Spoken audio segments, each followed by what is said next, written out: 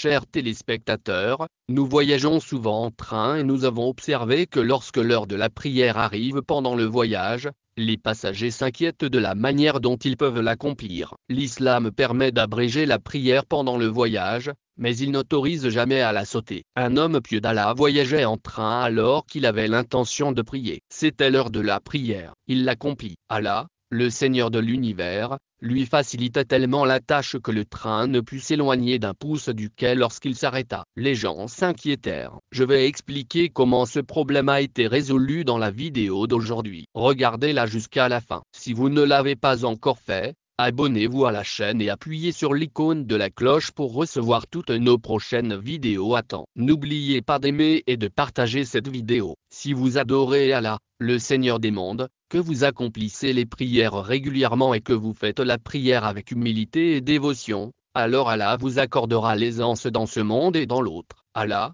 le Seigneur de l'univers, lui crée l'aisance. La signification du hadith qui est que si une personne s'immerge dans ce monde en courant après la richesse et l'aisance mondaine, Allah l'y épuise. En revanche, si cette personne adore Allah et accomplit toutes les actions qu'Allah aime, alors Allah lui accorde le bonheur et l'aisance dans ce monde ainsi qu'une grande récompense. Dans l'au-delà, ceux qui accomplissent les 5 prières quotidiennes régulièrement et à temps seront respectés. Ils ne prieront pas simplement parce que cela leur a été rendu obligatoire. Ils ne prient pas pour se débarrasser de ce fardeau. Ils croient que la prière est un moyen de rencontrer leur Créateur et leur soutien. Ils seront accueillis avec facilité lors de cette rencontre. Avec toute son étiquette et son respect, elle doit être accomplie avec humilité et dévotion. Allah les comblera alors de sa miséricorde, les sauvera des difficultés et leur facilitera la vie, tant dans la religion que dans les affaires de ce monde. Nous avons entendu de nombreux incidents de ce type où des personnes qui accomplissaient des prières ont été sauvées d'animaux sauvages ou de créatures nuisibles. Allah a sauvé ces personnes grâce aux bénédictions de la prière. Ces incidents sont consignés dans divers livres d'histoire islamique,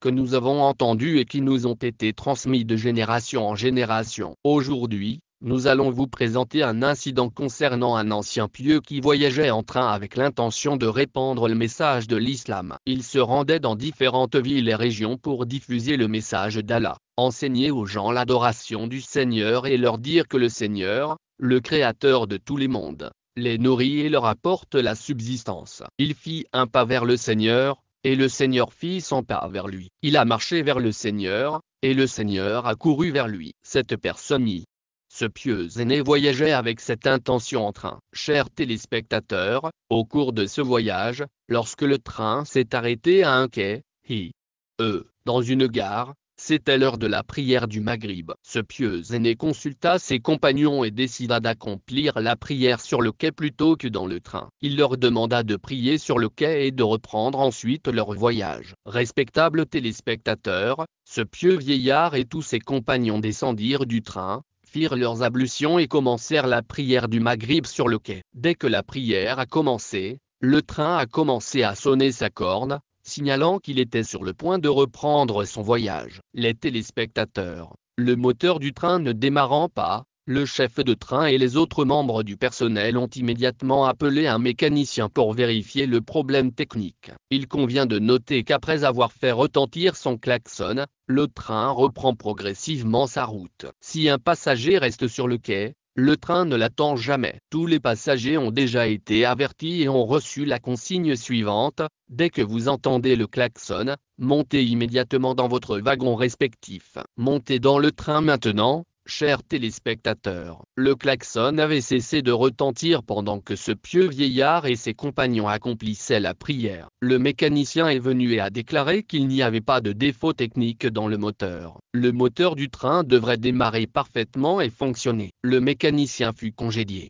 car le problème dépassait son entendement. Le chef de train était très inquiet et, dans cet état d'inquiétude, il faisait les 100 pas sur le quai. Il remarque qu'un groupe de personnes prit d'un côté. Il s'est empressé de demander qui étaient ces personnes et si elles attendaient pour un autre train. Où étaient-ils des voyageurs de ce train? On lui répondit qu'il s'agissait de passagers de ce même train qui étaient descendus pour accomplir la prière du Maghreb et qui priaient sur le quai. Le chef de train comprit la situation. Il s'assit d'un côté et observa ces gens. Ils priaient très calmement, avec beaucoup d'humilité et de dévotion. Dès que ce pieux vieillard eut terminé sa prière, le chef de train s'approcha de lui. Il lui dit, « Ô homme pieux d'Allah, je t'ai vu faire la prière. On aurait dit que tu priais comme si tu voyais ton Seigneur. La prière a été accomplie avec un tel respect et une telle révérence que le moteur du train s'est arrêté. Allah a dû apprécier votre prière et arrêter le train pour vous. Quand vous aurez terminé votre prière,